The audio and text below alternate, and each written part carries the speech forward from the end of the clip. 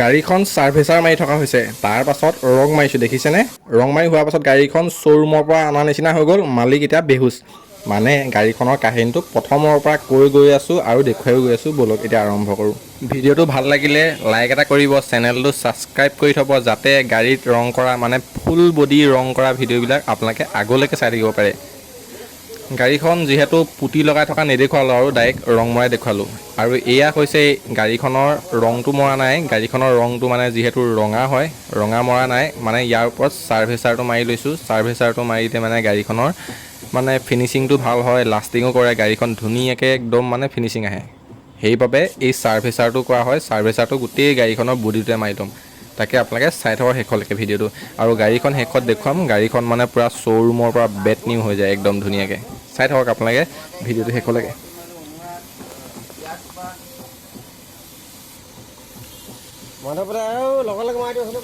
গাড়ীখন চাৰ্ভিচাৰ মাৰি থকা হৈছে দেখিছেনে? প্ৰথম দৰ্জাখন মাৰিলে, এতিয়া ছেকেণ্ড দৰ্জাখন মাৰি আছে। আৰু এনেকৈ গোটেই বডিটো মানে চাৰ্ভিচাৰ মাৰি মাৰি গোটেই গাড়ীখন কভাৰ কৰি ল'ব। আৰু তাৰপিছত এতিয়া ৰং কৰা হ'ব। গাড়ীখনৰ ৰংটো হৈছে ৰঙা, আৰু যিহেতু মানে চাৰ্ভিচাৰ মাৰি ল'লে তেতিয়া মানে গাড়ীখন একদম ধুনীয়া ফিনিচিং আহে। এয়া দেখিছেনে? চাৰ্ভিচাৰ মাৰি হৈ গ'ল, আৰু আপোনাক গোটেই বডিটো দেখুৱাই দিছোঁ। এয়া দেখিছেনে? চাৰ্ভিচাৰ মাৰি হৈ গ'ল। এতিয়া ৰং মাৰিছোঁ, ব'লক। প্ৰথমৰ দৰ্জাখন মাৰিলে ৰং, এতিয়া ছেকেণ্ড দৰ্জাৰ পৰা দেখুৱাইছোঁ আপোনালোকক। গাড়ীখন শেষত চাব, গাড়ীখন মানে কেনেকুৱা হৈ গ'ল, মানে শ্ব'ৰুমৰ পৰা অনা নিচিনা হৈ গ'ল। এতিয়া মালিকে ভবাই নাছিলে যে গাড়ীখন মোৰ এনেকুৱা হৈ যাব বুলি। চাওক, আৰু শেষত গম পাব যে গাড়ীখন মানে কেনেকুৱা ফিনিচিং দিছোঁ আমি।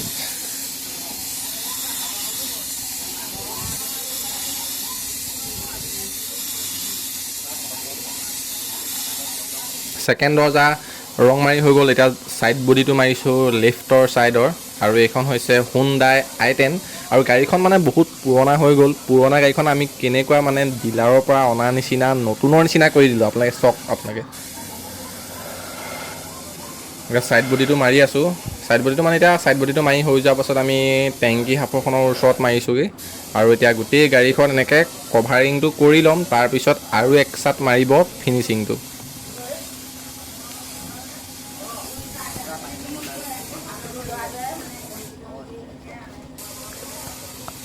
আৰু গাড়ীখন ছাইড বডিটো মাৰি হৈ গ'লগৈ। তাৰপিছত এতিয়া বেকৰ দৰ্জাখন ৰং মাৰিব। ইয়াত দেখিছেনে? ছাইড বডিটো ওপৰ ছাইড কালাৰ কৰি আছে। এতিয়া বেকৰ ছাইড মানে এতিয়া ৰং কৰিছে লেফ্টৰ ছাইড দেই, এতিয়া ৰাইট ছাইডৰ নহয়, হেণ্ডিমেন ছাইডৰ গোটেই ৰং কৰি আছে।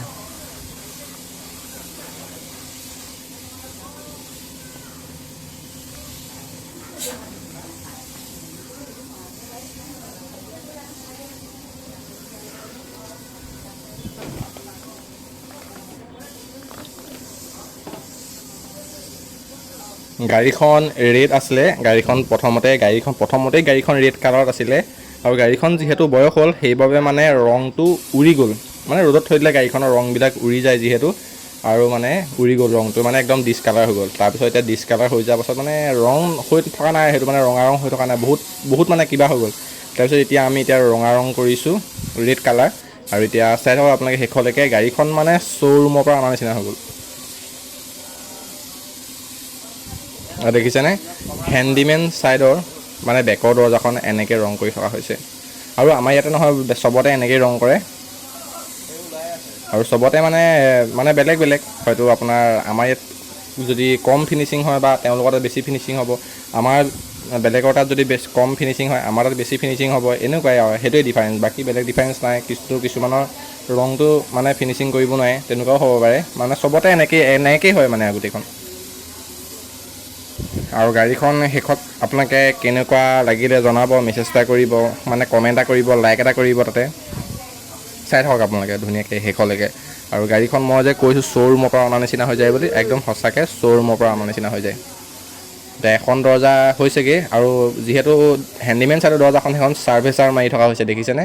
আৰু চাৰ্ভিচাৰ মাৰিলে মই কৈছোঁৱেই, যাতে চাৰ্ভিচাৰ মাৰিলে গাড়ীখনৰ দৰ্জাখন মানে ৰংটো ফিনিচিং হয়, লাষ্টিং হয়, মানে ধুনীয়াকৈ একদম ফিনিচিং হৈ থাকে দেখিবলৈ। আৰু ইয়াত দেখিছেনে? গাড়ীখন গোটেইখন কভাৰিং কৰি লৈছে, এতিয়াও লাষ্ট ফিনিচিং মৰাই নাই, লাষ্ট ফিনিচিং মাৰিবলৈ বহুত বাকী। আৰু আপোনালোকে চাই থাকক, লাষ্ট ফিনিচিং যেতিয়া মাৰিব, একদম এফালৰ পৰা গোটেইখন জিলিকি আহিব।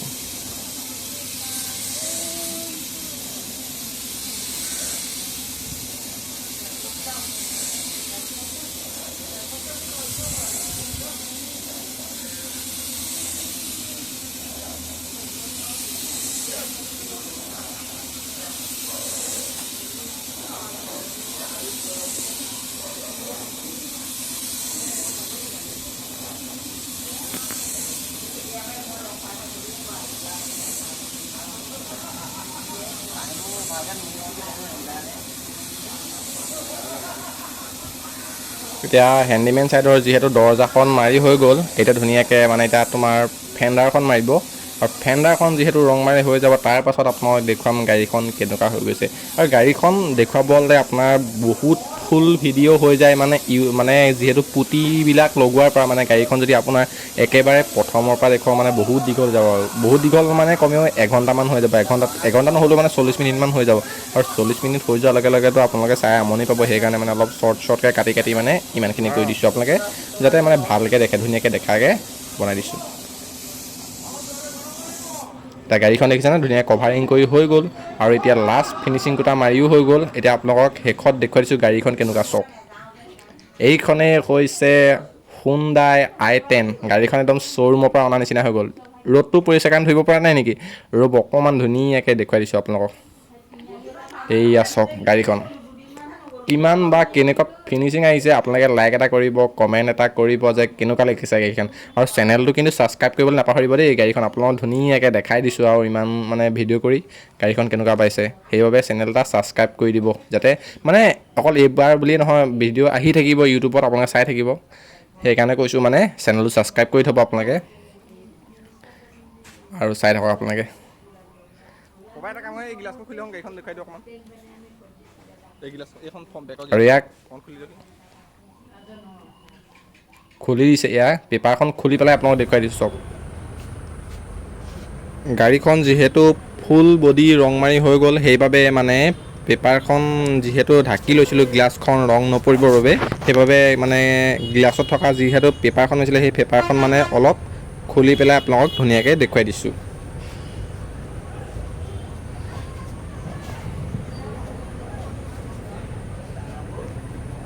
এয়া দেখিছেনে, অলপ মানে পেপাৰটো ছিঙি দিলোঁ আৰু ছিঙি দি পিনি আপোনালোকক দেখুৱাই দিছোঁ। আৰু এইফালে মই অকণমান হাতে লাগি মেলি দিছোঁ।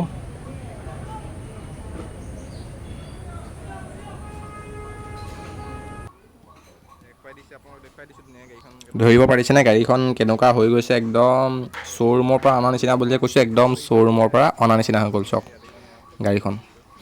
একদম মানে ৰেড কালাৰ, মানে একদম ধৰিবই নোৱাৰে। আৰু একচুৱেলি চকুত দেখা আৰু মোবাইলত দেখা বহুত পাৰ্থক্য। আৰু মই সঁচাই কৈছোঁ, মই চকুত দেখিছোঁ, যিহেতু ময়ে ৰং মাৰোঁ বাৰু। আৰু গাড়ীখন মানে বহুত ধুনীয়া ফিনিচিং আহিছে, একদম বেষ্ট ফিনিচিং আহিছে, একদম ডিলাৰৰ পৰা অনা নিচিনা হৈ গ'ল। আৰু ভিডিঅ'টো ভাল লাগিলে চেনেলটো ছাবস্ক্ৰাইব কৰি থ'ব, যাতে গাড়ীত ৰং কৰা মানে ফুল বডি ৰং কৰা ভিডিঅ'বিলাক আগলৈকে পাই থাকে। Thank U.